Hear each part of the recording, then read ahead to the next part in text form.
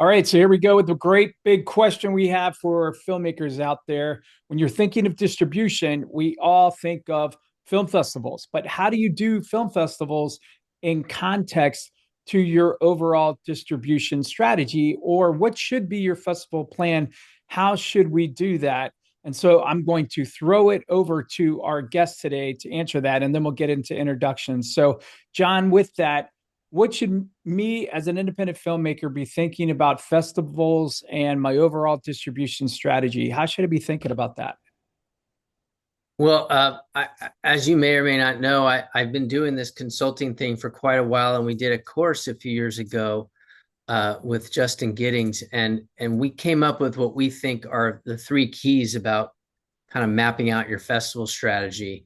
The first is having a custom strategy that really applies to your goals. What are your Mm, goals for your film? So yes, distribution in some way, shape, or form is always part of the mix, but it always comes back to, are you looking to network? Are you looking to just build your press kit with some new laurels? Are you looking to travel the world? Are you looking to advance your career by meeting industry players? So festivals have different categories. There are industry festivals, destination festivals, regional festivals, and each of these festivals can do different things for you. So first is strategy. The second is radar. What's become sadly commonplace is that filmmakers are submitting to these festivals and they're not even all getting seen. And mm, even if they're getting seen, some of them aren't getting a fair shot. They're getting a screening committee member or a film student, or a film fan who is brought in as a contributor to the festival that's kind of a non-paid intern watching your movie. And if they're not grabbed right away, they can stop it. So Sundance had over 17,000 entries. A lot of mid-range festivals are getting over 5,000 entries.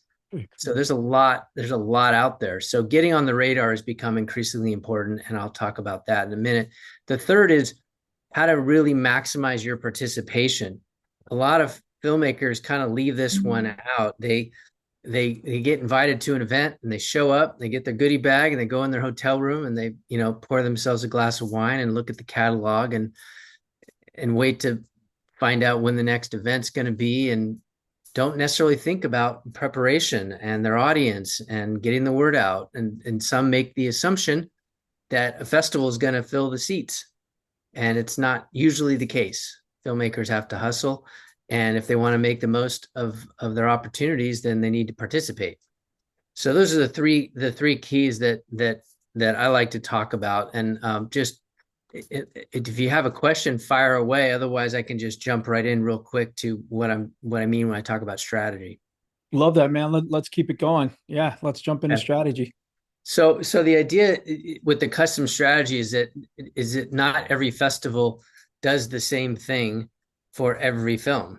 And Hmm. just because you have an interesting movie doesn't mean you should apply to thousands of film festivals. You should think about creating a custom strategy that helps you achieve your goals. So if you, for example, have networking near the top of the list because you want to meet future collaborators, you want to meet industry professionals, you want to meet the team and foster relationships for future screenings and whatnot. How do you research these festivals and make sure they have strong hospitality programs? Not every festival has a strong hospitality program. If it's only been around 1, 2, 3 years, chances are they don't have a budget to be throwing lots of parties and having receptions. So I did a list on the circuit Substack about the top 10 strong hospitality festivals beyond the obvious ones. And I think it's just something that gets overlooked. So, if networking and future collaborations is important, think about hospitality. It's also important to think about prep. Think about where you are with your materials. Do you have a trailer? Do you have a poster? Do you have a press kit? What's your budget like? It costs a lot of money submitting to these festivals, and it adds up. It's a certain fee, 30, 40, $50 for the first deadline, and then it goes up $10 usually, right? So between the first deadline and the last deadline, you could spend a ton of money. And budgeting your festival submissions is important. Thinking about timelines. Do you reverse engineer because you want to have a film come out at a certain time? and thinking about those deadlines, waiting to see how you're doing with top tier fests, if that's your goal, or second tier fests before blanketing the 30, 40, 50 festivals. So I recommend usually submitting in waves, and then just thinking about what's happening in your life. How many festivals can you really attend? You know, it doesn't really do you a lot of good to apply to 100 festivals if you can only attend one a month. So it's really important to have, if for example, branding is important to you, you want to have good laurels on your press kit, apply to regional festivals that are strong and have credibility. So if you submit that to Fox Searchlight, A24, Sony Classics, whoever you're trying to get in business with, they want to see laurels that mean something. Yeah. Come up with a strategy that fits your goals and for your film, not just because a magazine published a list and said this is the one you need to hit. So that's the strategy thing. In terms of the radar, there are a few things to think about. One is, reaching out with the right materials to get people to see it can really help tip the scale. So maybe it's a trailer, maybe it's a poster, and can you reach a programmer there? It's not always best to go to the executive director or the festival directors. Most of these festivals have programmers. Go to the programmers. If you can, make a case why the film would be great there. Do you have cast there? Did you shoot the film there? Do you have comparable films that have played there and done well? So give them an excuse. But trailers and posters is one way to just kind of attract their attention. Maybe you know somebody that played that festival. Maybe you know a filmmaker that played that festival. Not a big fan of doing the blanket form letter. I think you should customize your letters if you're going to send them based on what that festival has done. Demonstrate that you've done the research and you know why your film would do well in that festival. And then think about timing and targets. I know another thing that people get wrong, I think, is they submit to a festival that's 10 months from now, and they think, oh, I'm going to reach out and make sure they got it and make sure that they're taking a look. Well, a lot of times these festivals aren't really watching movies right away. So I typically say follow up 8, 10, 11 weeks before the notification date. That's when in the thick of watching movies. That's when people are talking about it, kind of behind the scenes at these festivals. Good time to reach out. Think about an update. Did you get invited to another festival? Sometimes that is good leverage to parlay that into another invitation. Yeah, I just got into so-and-so festival. Hope you like the film. I mean, just like, oh, it got into this festival. Oh, that must be a decent movie. So think about the angle, think about the approach, think about the timing, and do what you can to at least get on the pile that forces them to want to take a look. So should I keep going or Yeah, man, you're firing off so much. I'm hesitant to even slow you down. No, I say let's keep going, man. You're firing on all cylinders okay. here. I'm loving it. I'm taking notes, but also I'm following up with questions. So keep it going. All right, cool. So the last thing I put together was essentially an acrostic for how to make the most out of participation at the festival, and I came up with a word for each thing. So I'm just going to rifle through them, and you can put this in the notes if you like. So participate. So the P, prepare. Think about the festival. Think about the audience. The audience in Palm Springs is not the same audience as in Brooklyn. Think about your audience. Think about the businesses that are there, how to reach them. Think about your postcards. Think about how many you're going to print. Does the festival have a hospitality suite where they can put your posters up and your postcards out? Ask all these questions. So really prepare once you get invited. And the next is thinking about your audience. We did a yoga film years ago. So we went into yoga studios, right, and handed out postcards and offered a pair of comp tickets if they sent out the email to their membership base. So think about the audience that would respond to your film and how you can reach people in that community. And then think about how to rally the other filmmakers. Go to events, go to happy hours, have postcards on hand them out to people. They'll take yours, you take theirs. Filmmakers like to support each other, and they're part of your festival army, as it were, right? They're the ones that are going to come out and support. So you got to support them. And then the other thing, for the T and participate is the team. Think about the festival team. Be friendly to this team. There's a huge alumni thing happening with film festivals. those of you listening didn't know it, a lot of filmmakers that played Sundance are coming back to Sundance, or that played Seattle are coming back. So alumni is a big deal. So be cool to the film festival team, connect with the programmers, connect with the community and the hospitality folks. A lot of times the regional festivals have been going 20, 30 years. They have audiences that come back and connect with them. What should I see this year? So the more you're kind of on the radar of these festival team members, the more they're going to help support you. And then the next two, for industry, find out what industry's there. There's going to probably be panel discussions. Who's on those panels? Who's on the jury? Find out who's there. And if you have a film that you're looking for distribution for, it's never a bad thing to reach out to distribution folks and let them know that you got into the festival, let them know when the screening is. They may have a rep there. They may not have a rep there, but now you're getting on their radar so you can follow up with them later. So really think about, who's in the industry that could be at that festival. For the C, crowd ready, be crowd ready. A lot of people show up for that Q&A and they're just like deer in headlights. Be ready to talk about your film, give them some behind the scenes, something funny that happened that they wouldn't have seen on the screen. Think about, where you want to send them. Where can I learn more about the movie? Give the website. Is the movie going to be released? Talk about that. Is it a film that's available for up for audience awards? Tell them to vote. There's another screening. Tell them about the next screening. So just be prepared, be crowd ready. And then for the I, invite. Make sure you get invitations out to everybody you see, everybody you meet. Get partnerships with Main Street all over the regions that you're playing. Do giveaways, whatever you can. Get invitations out. The last P is for PR. A lot of people ask this question: should I hire a publicist? Depends on the festival. If you get into Toronto or South by Southwest, you're probably going to need a publicist. If you're playing a smaller festival in Ohio or St. Louis, you probably don't need one. And if you have a short, you definitely don't need to waste the money on a publicist. And if you have a feature and you're tight with your budget and you're going to have some type of event screening or theatrical release or some type of tour, save the funds for promoting the film with some PR support for when the film is actually ready to be seen by the public, by the masses. You're selling tickets, you're sending people online, whatever that may be. Publicists aren't cheap. And you can be your own publicist at a lot of these festivals. Find out who the local papers are, who are the bloggers, who are the radio shows.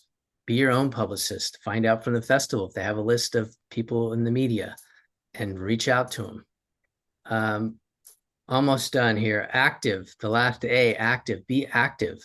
Get out there and participate as much as you can. Offer to be on panels. Offer to, do whatever it is that festival is offering. They're always looking for help. They're always looking for participation.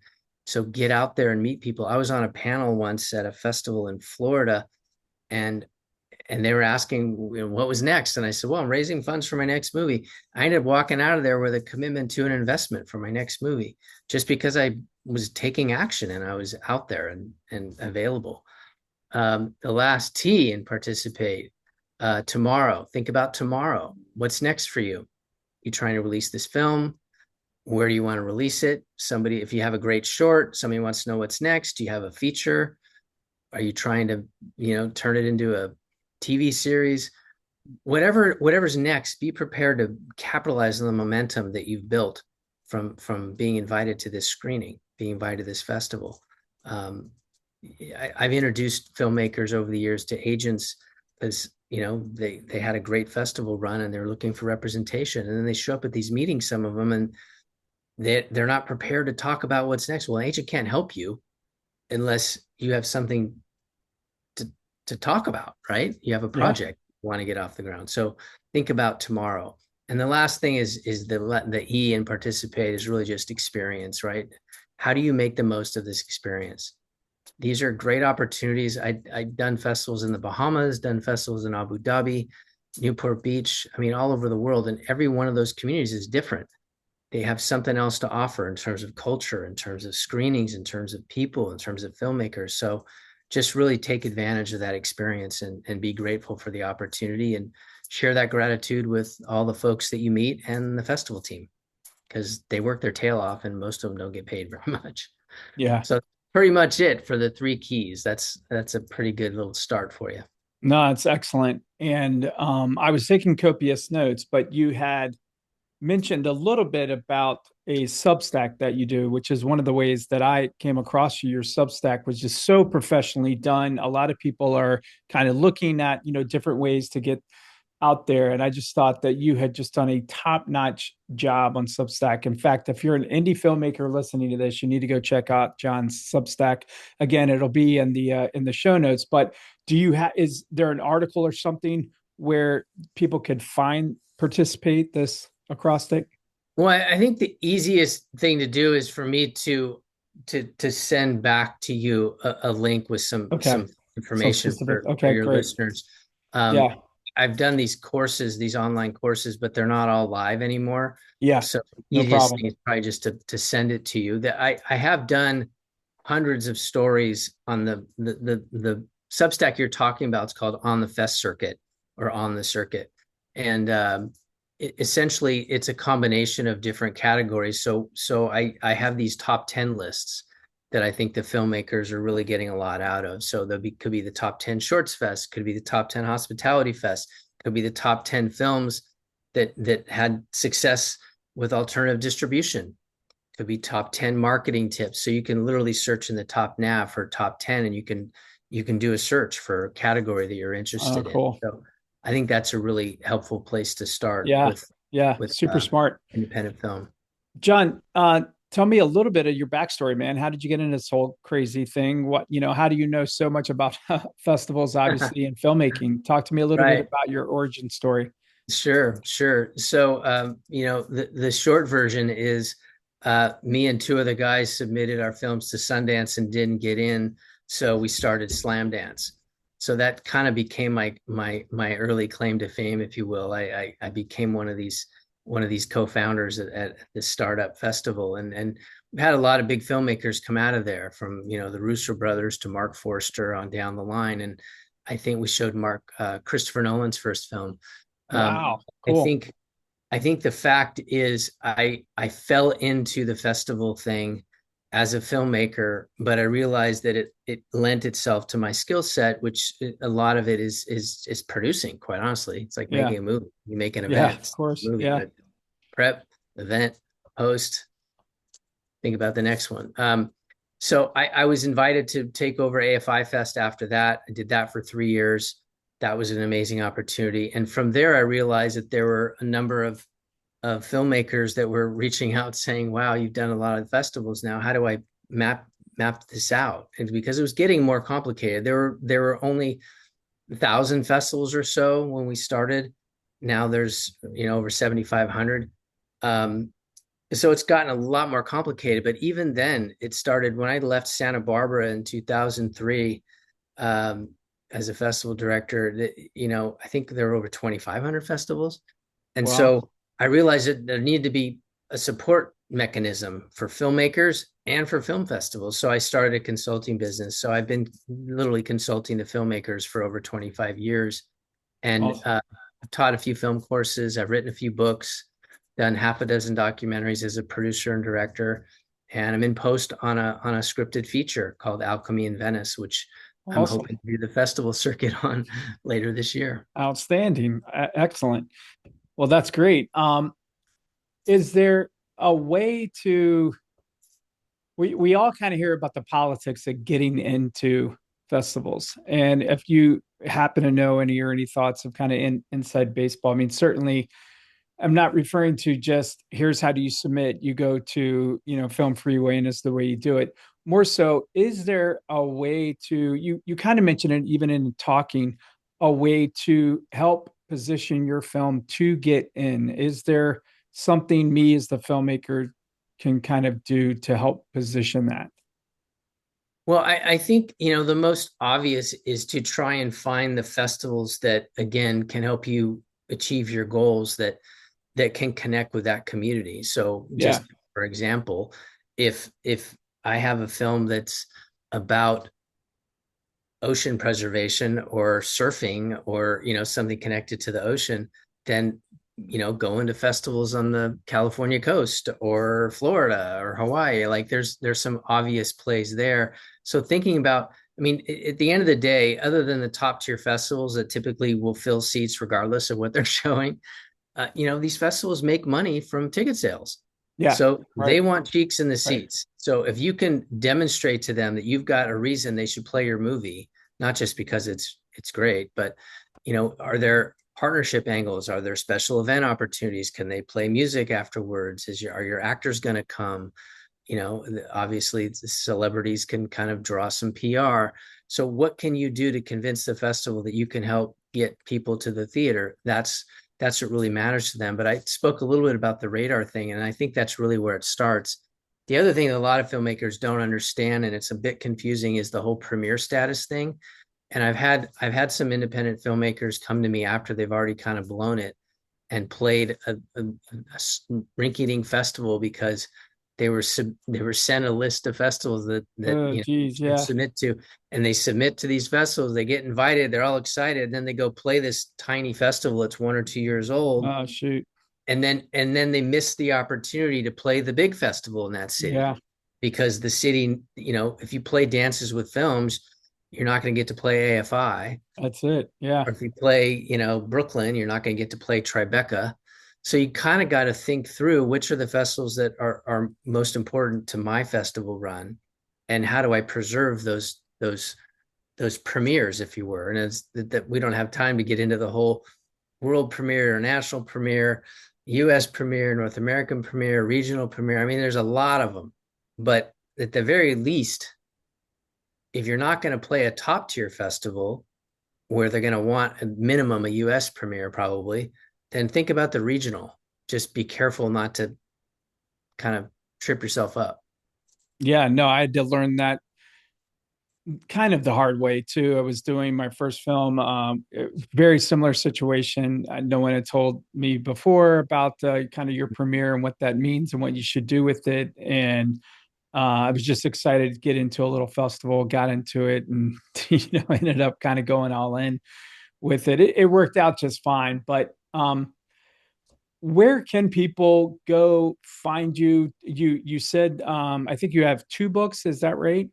What's Yeah, well, the I've done a few books. The two most okay? popular ones now are I have a book called um, do I have a copy here? Filmmaking for Change. This is the one that I did around social impact filmmaking. So this is everywhere. It's a Michael Weesey. That's what I've seen. Yeah. So that one's pretty good if you're making a social impact film, whether it's a scripted or doc. The one that I just recently updated was the Player's Guide, which is a really good Yes. resource Right. for filmmakers because Yes. it's got distributors, it's got festivals, it's got art house distribution opportunities. One of the things we haven't really talked about, which you kind of teed up in the beginning, and we got into the festival thing more so than distribution, but a lot of folks, especially with features, are looking at what are my distribution opportunities going to be. And I Yes. think really important is that you don't need festivals anymore to mount your own distribution. And I think that we've seen, and there's 3 or 4 articles on the circuit about this, but the idea that you can do your own road show. The Occult, Peter Hyaguchi's taken his movie across the country. He's filling theaters, he's doing Q&As, he's selling merch. You got Hundreds of Beavers. That was a tour that was hugely successful. I think they did over $1 million. They went right to art house theaters, had people dressing up in costumes, sold a ton of merch. There's a lot of examples out there where filmmakers can reach theaters now, which Yeah. they couldn't 5 or 10 years ago. Yeah. You can book your own event. Sometimes they'll even do a revenue share. So I think if you have a film that has an audience and you can think through how to strategically target certain communities, it can make a lot of sense to do your own tour and not wait around for, the half a dozen distributors out there that can actually make a difference for your film. Yeah, no, that's great advice and completely agree. I mean, I remember Kevin Smith doing his kind of circuit. And before you know it, it's like all of a sudden the indie space started talking about that. Wow, that's possible. That's now granted, Kevin Smith himself is a Got a known bit of a commodity. brand. Yeah, that Yeah, was the brand, but it still showed that there was a pathway to be done. And that, to your point, I mean, people have done it successfully, have done right. And on a particular topic, I find a lot of documentaries can really get some momentum going, and you can localize it and kind of do a yeah. If you road can find show. a niche audience, Yeah, you and got it. Yeah, whether it's on homelessness, there's a bunch of films on that subject. I've got friends that are releasing movies in those categories, and they've got tons of partners that are going to help get the word out, host screenings. There's tons of educational opportunities. There's a handful of educational distributors that can take these movies into high schools and colleges. So there's a lot of opportunities. I think the key is to understand, who your target audience is and think about the partnerships that can make sense to help you reach them. And yeah, I think Peter's spending an average of $500 a city. He's being really strategic. He's that's buying awesome. Good grief. posters and doing some social media, Good and grief. you're doing fine. You don't have to That's spend ten or awesome. Yeah. $1,000 on a Oh, market. that's fantastic. Do you still do consulting, John? I do. I Okay. do. I'm doing, in fact, I started a lab idea because I had a lot of filmmakers wanting to learn more about this whole audience concept, how you can start growing your audience and asking the Yes, questions. certainly. Yeah, Did this article with Courtney and the whole non-D thing, the non-dependent, like we can do our own thing. I don't know if you know Ted Hope and all those guys, sure. idea of a blueprint and helping filmmakers map out a blueprint and a plan. So I started this blueprint lab and it was hugely successful. We just kept it to less than 10. I think I had 8 for the first one. I'm going to do another one on the 30th, Oh, July cool. 30th. So if people Okay, go to awesome. pictures.com, it'll be in your notes, but I've got Yeah, a few absolutely. spots left. But the idea is that you can do these kind of virtual labs where we talk each week. There's a guest each week. We had Dan Mervis from Slamdance. We had Darren Smith on there, Harmon Castle. Lots of great people showed Wow. up doing these Q&As and talking about the industry in one section of it, if you will.